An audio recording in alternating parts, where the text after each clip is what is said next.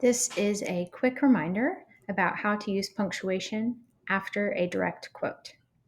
The main question you need to ask yourself when deciding how many pieces of punctuation you need after a direct quote and where those pieces of punctuation go is whether or not your quote includes a question mark or an exclamation point.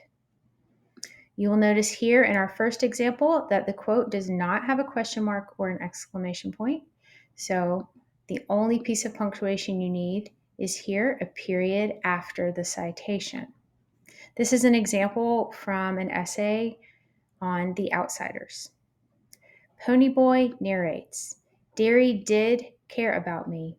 Because he cared, he was trying too hard to make something of me. Derry's stern personality is actually proof that he loves deeply." Since this quote in the book does not include a question mark or an exclamation point, you wait and you put a period here at the end after the citation.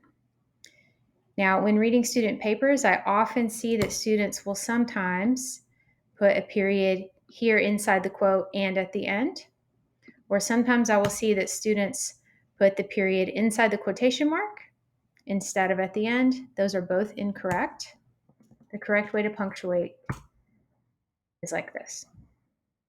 Now, if your direct quote does take an exclamation point or a question mark, like this one from the Bible, you will notice that you need two pieces of punctuation.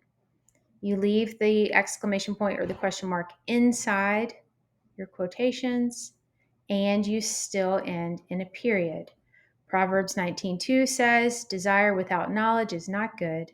How much more will hasty feet miss the way?"